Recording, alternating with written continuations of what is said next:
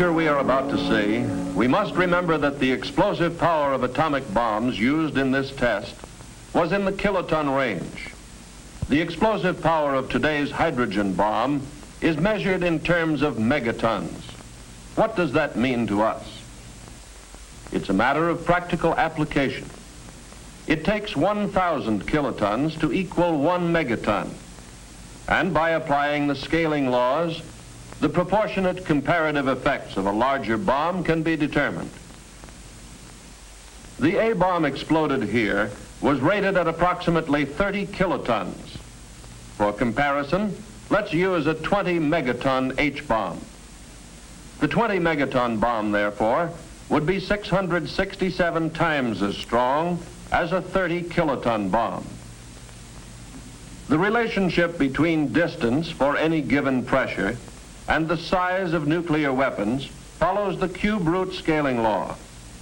So theoretically, a hydrogen bomb of 20 megatons at approximately 8.5 miles would have about the same destructive power as an atomic bomb of 30 kilotons at 1 mile. In this test, many of the structures were approximately 1 mile from ground zero. In the case of a 20 megaton H-bomb explosion, most of these structures undoubtedly would be obliterated. And actually, at a distance of 8.5 to 9 miles from ground zero, with the longer duration of blast pressure, we could expect to find conditions even more severe than those at 1 mile from ground zero in this test. This atomic test, although depicting the severe effects of a nuclear weapon, does not reflect the extent and severity of destruction that would result from a nuclear weapon in the multi-megaton range.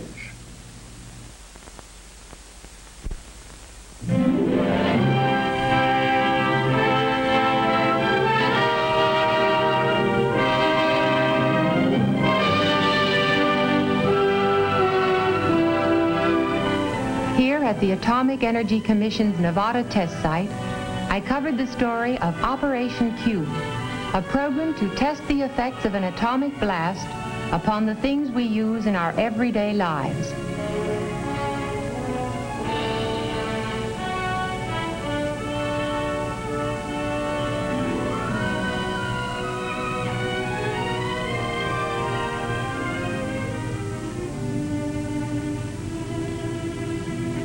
Operation Q, the atomic test program of the Federal Civil Defense Administration, as seen by June Cowan, reporter. I had to see Operation Q through many eyes, not only my own, but as a reporter through the eyes of the average American man and woman. I arrived at Civil Defense Headquarters the day before the explosion was scheduled to take place and checked in at once with the official who was to brief me about the test. To give me a perspective of the entire layout, a member of the Civil Defense staff showed me a carefully prepared model of the site. The scope of the test and the detailed care with which it had been planned amazed me as I listened to the explanation. We begin with the question of shelter, for shelter might save our lives if we were far enough away from ground zero. If so, what kinds of shelter are effective? Several kinds are to be tested, from elaborate industrial shelters to the box-type shelter in the corner room of a basement. This type would give more room for a family, especially if it were necessary to remain there for several days. In this frame house without a basement, at the 4,700-foot line, we will test a bathroom shelter built of reinforced concrete. The entrance door and outside window covering are designed to resist blast. I asked about the possible loss of utilities and what this would mean to survivors. No electricity for running a home or an industrial plant. Loss of power may be one of our biggest problems after an attack. Power poles, power lines, pole transformers, and complete substations are to be tested by the Edison Institute. How will they withstand this blast? How long will it take to make repairs? How soon can service be reestablished? These are things we hope to learn from the test. One complete transformer substation has been erected relatively close to the shot tower. A second substation and power lines have been placed at a much greater distance from the tower. Thinking about news during an atomic attack, I asked about radio towers. Two kinds are to be tested. One tower is self-supporting without guy wires. The other has supporting cables. Both types are very common. Nearby, a complete radio transmitter will actually broadcast from tape before the shot to be picked up by radios in the test houses. Both liquefied petroleum and natural gas facilities will be tested. Will the fittings and connections stand the test? Will there be fires? All equipment is installed and checked by technical experts from the LP Gas Association and the American Gas Association. An 18,000-gallon supply tank, partially filled with propane and complete with feed pipes. A weighing and storage house and delivery platform have been erected on the test site.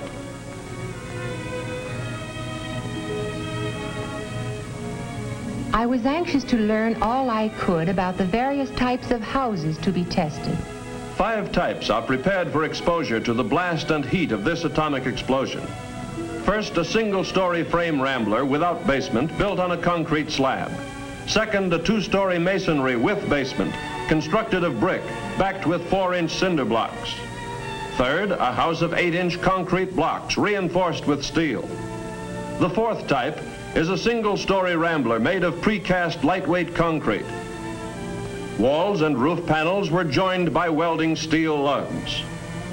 The 5th, at the 5,500-foot line, is a redesigned house similar to one previously tested.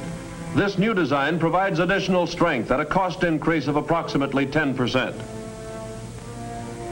That's the real purpose of testing these houses, to find their weak points. Through the cooperation of the furniture and appliance industries, household furnishings were installed in the houses. Mannequin families supplied by private industry are to represent Mr. and Mrs. America. Interior home furnishings donated by industry are complete in every detail. I looked at the mannequins sitting about so indifferently. Naturally, I was very interested in preparations for the testing of textiles and synthetic fabrics. Rows of mannequins were set up in the open facing the blast. Each item of clothing and each color had been carefully selected to give much needed survival information. I was especially interested in the food test program. Canned and packaged foods are to be tested. As a mother and housewife, this appealed to me. I had several questions to ask. Would food in the average home be safe to eat after a blast? Food testing in Operation Q is planned to answer this and other vital questions. Some foods are to be tested in the house, stored in the usual way. Other foods, including fresh meats, butter, and similar perishables, are to be tested just below the level of the ground at 3 positions along the main test line. This will expose the food to high-intensity radiation without risking destruction of the containers. Test items include sterilized foods packaged in cartons, metal, and glass.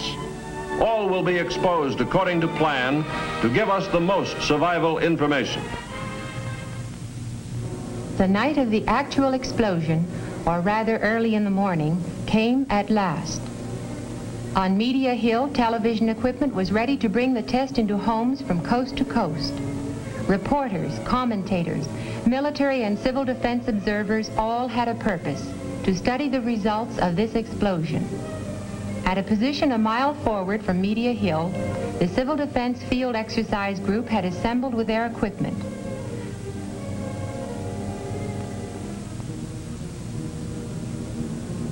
A small group of civil defense volunteers were to occupy a trench relatively close to ground zero.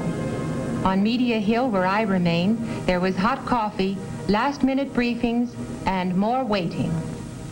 But it seemed no time at all before the loudspeaker warned, H-minus 1 minute. Put on your goggles. Observers without goggles must face away from the blast. On the silent desert, the test objects waited. H-minus 10 seconds. 9, 8, 7, 6, 5, 4, 3, 2, 1, 0.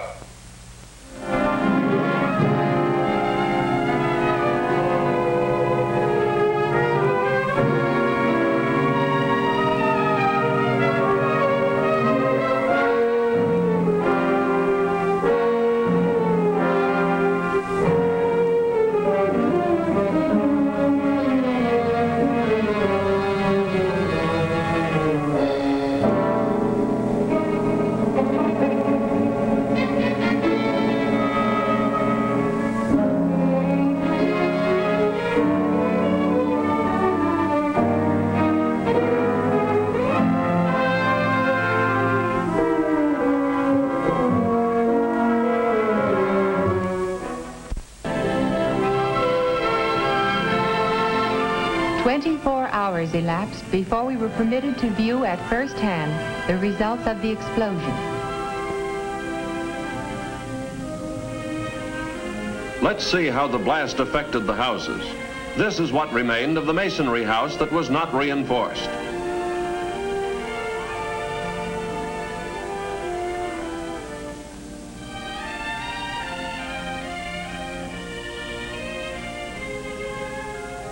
This is the house constructed of reinforced concrete blocks after the explosion. Although the redesigned two-story frame house was severely damaged, the structural improvements had strengthened its resistance considerably. As seen here, although basement shelters offered some degree of protection, they cannot be depended upon completely in potential blast areas. The reinforced bathroom shelter was standing intact beneath the ruins of the house, so this type also offered some degree of protection. The upper section of one unguided radio tower collapsed from the tremendous force of the blast. The guide tower was slightly twisted by a power pole which fell across one of the guy wires. Within the concrete radio house, equipment had been shaken up. But as soon as power was restored, the transmitter resumed broadcasting. The 18,000-gallon tank of liquefied petroleum gas was undamaged. Tests showed that even the connections were intact. The weighing and storage house was scattered across the desert, but the consumer-sized tanks were unharmed. Power lines and transformers suffered some damage, but most of the power poles were still standing or could be repaired. The power substation was not seriously harmed. Edison Institute personnel tested all lines and found the station to be operative. The food and cases of canned goods were taken away for laboratory tests. Do you remember this young lady? This tattoo mark was left beneath the dark pattern. And this young man, this is how the blast charred and faded the outer layer of his new dark suit. During all this activity, the mass feeding group was improvising to feed the test observers. I particularly remember some roast beef. It was done to perfection and roasted in cans which could have been salvaged from demolished buildings. I watched the people eating and realized that mass feeding is an important job in civil defense. I took a last look at the debris and devastation.